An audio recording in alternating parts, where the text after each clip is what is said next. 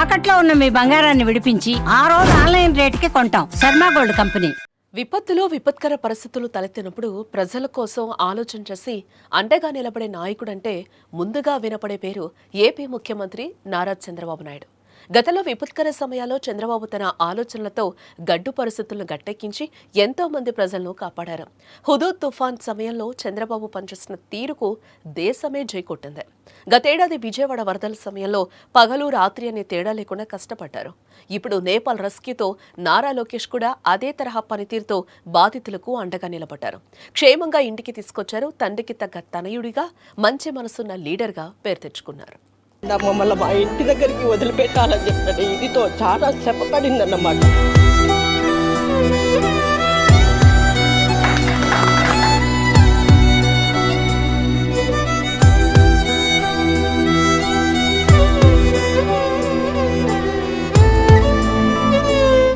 నేపాల్లో అల్లర్లనగానే అక్కడ ఏం జరుగుతుందో అని చాలా ప్రభుత్వాలు తెలుసుకోవడానికి చూశాయి. కానీ ఒక్క ఏపీ సర్కార్ మాత్రం నేపాల్లో మన తెలుగువారి పరిస్థితి ఏంటని ఆలోచన చేసింది. తన ప్రజల కోసం పరితపించింది. దేశంలో మొదట చొరవ తీసుకుంది. ఆలోచన నేడు వందలాది మందిని క్షేమంగా ఇంటికి చేర్చింది. నేపాల్లో అల్లర్ల మధ్య చిక్కుకున్న తెలుగు ప్రజలు చివరికి స్వదేశానికి బయలుదేరే క్షణం రాగానే వారి కళ్లలో కన్నీళ్లు, హృదయంలో ఉపశమనం, ముఖంలో ఆనందం ఒకేసారి కనిపించాయి. మన ఊరి నేల మీద మళ్లీ అడుగు పెడుతున్నాం అన్న ఆలోచనతో వారి గుండెల్లో మళ్లీ ఆశల దీపం వెలిగింది. వారి కుటుంబాల ఆనంద క్షణాలకు, వారి ఆనంద భాష్పాలకు కారణం నారా లోకేష్. నమస్తే. ఎయిర్పోర్ట్లో ఇప్పుడు బాగానే ఉంది సార్. మామూలుగా అక్కడ జరిగిండే సంఘటనలు చూసినప్పుడు మాకైతే గన వాళ్ళ రాళ్ళు ఇసరడం అవి చూసి కిందికి వంగిపోయినామన్నమాట. బస్సులోనే తీసుకొచ్చినారంటే మమ్మల్ని పిలిచకపోయినా మా లీడరు దాసరి విజయలక్ష్మమ్మ వాళ్ళు వాళ్ళ భర్త గారు చాలా మమ్మల్ని కృతజ్ఞతలతో నిన్నటించి ఆమె తిండి కూడా తినకుండా మమ్మల్ని మా ఇంటి దగ్గరికి వదిలిపెట్టాలని చెప్పాడు. ఇదితో చాలా శ్రమపడిందన్నమాట.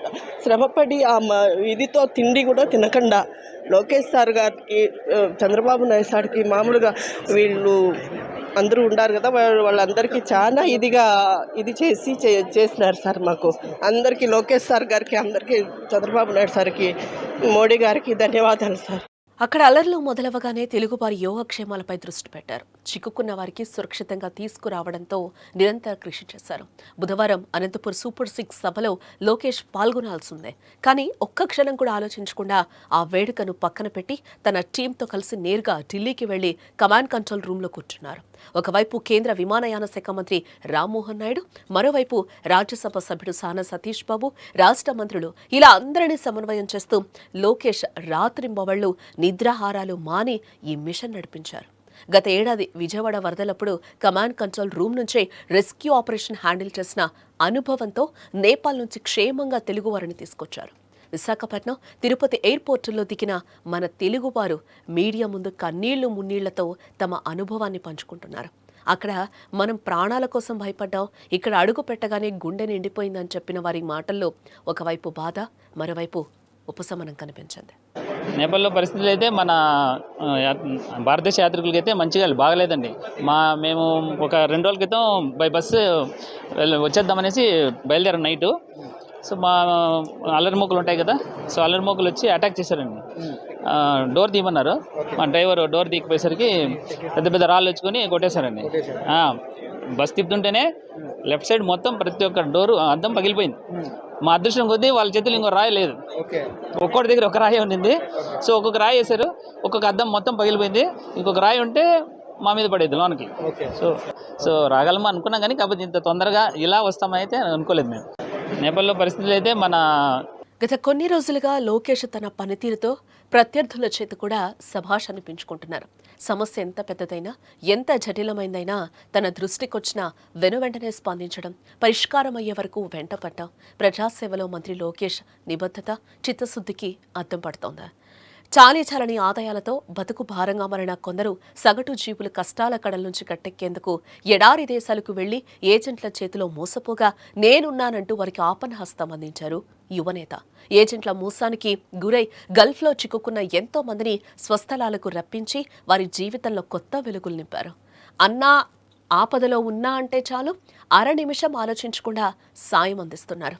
ఆపరేషన్ నేపాల్తో మరోసారి దట్ ఈజ్ లోకేష్ బాబు అనిపించుకుంటున్నారు. గవర్నమెంట్కి కానీ తెలుగుదేశం గవర్నమెంట్ చీఫ్ మినిస్టర్ గారికి కానీ చంద్రబాబు నాయుడు గారికి కానీ మన ఎడ్యుకేషన్ మినిస్టర్ లోకేష్ బాబుకు చాలా రుణపడి ఉంటాము. మంచి సర్వీస్ చేశారు, టైమ్లీ హెల్ప్ చాలా బాగా చేశారు.